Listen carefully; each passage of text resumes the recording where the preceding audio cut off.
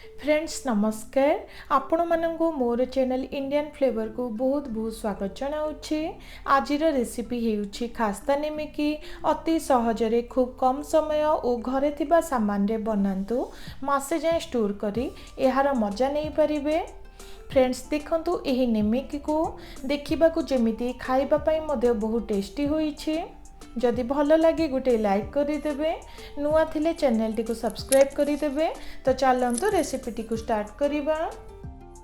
Friends आजिर ही निमिकी को अट्टा रे बनाइबा। एठी मु नेइछि 1.5 कप हेबो अट्टा। स्वाद अनुसार एठी मु गोटे चमच हेबो लूण को देउछि। ता सह सुंदर बास्ना और टेस्ट पई एठी मु ऐड करूछि अधे चमच हेबो कला जीरा। ता सह अधे चमच हेबो जुआनी। टिके राग राग टेस्ट पई अल्प टिके सुखिला लंका को छेची नेइछि ताकू दबा। एबे सेथिरे गोटे चमच हेबो धला राशि को दबा जहा द्वारा सुंदर बास्ना और टेस्ट आसीबो। फ्रेंड्स शेषरे सेथिरे अल्प टिके सुखिला मेथी पत्र को देई दबा। पूरा पूरी ऑप्शनल, घरे थाए तो देई परिबे। एबे भल भाबरे सबको मिसाई नेउछि। फ्रेंड्स सुंदर खास्ता और क्रिस्पी हेबा पई एठी मु 3 चमच हेबो घी को देउछि। अट्टा रे घी को देला परे भल भाबरे अट्टा सह घी को मिसाई नबा। जेते भल भाबरे मिसाइबे सेते सुंदर खास्ता और क्रिस्पी आसी थाए।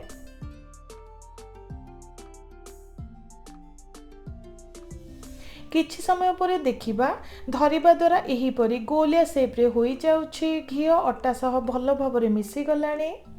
चकटाटी टिके टाणुआ रहिबा दरकार। तो एठी आमे अल्प अल्प पानी दे टिके टाणुआ करी चकटी नबा।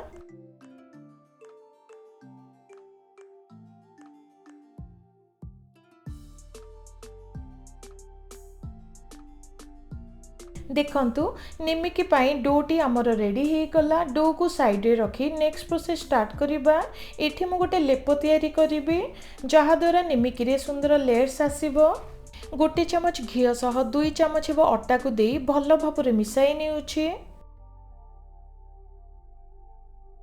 देखंतु घी और अट्टा रे तयारी लेपटी रेडी हे गला।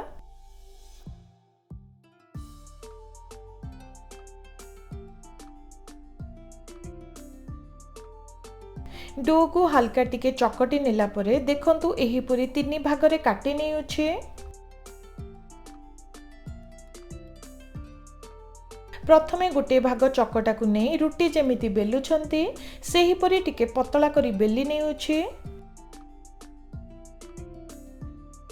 एठी मने रखिबे अधिका मोटा रही जाए तो सेथिरे क्रिस्पी आसीबो नाही।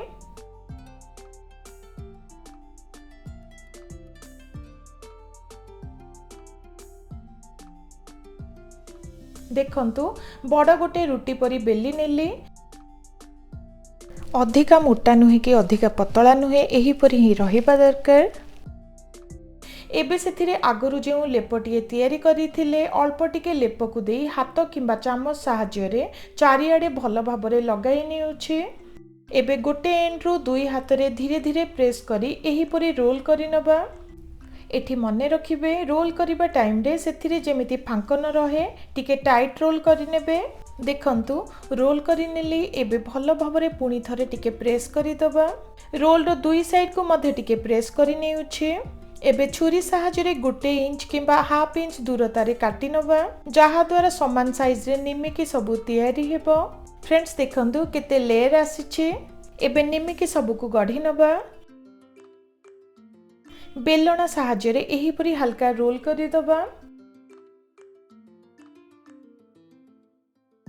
देखंतु निमिकीटी आमर रेडी हे गला। बाकी निमिकी सब को बेली नबा।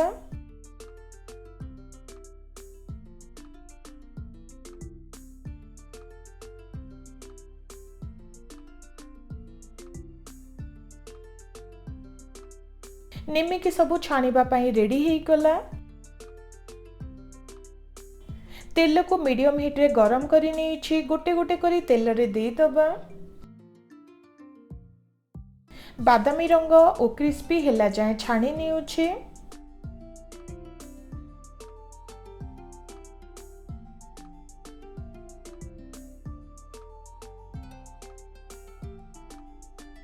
किछि समय पर देखंतु निमिकी सब रेडी हे गला रंग चेंज होई क्रिस्पी लागुछे। एबे गोटे प्लेट को काढी नबा।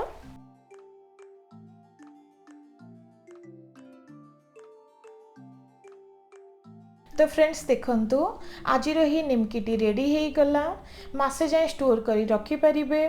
देखिबा को जेमिति खाइबा पई मध्य बहुत टेस्टी होईछि। आशा करूछि आज ही रेसिपीटी पसंद आसीथिबो।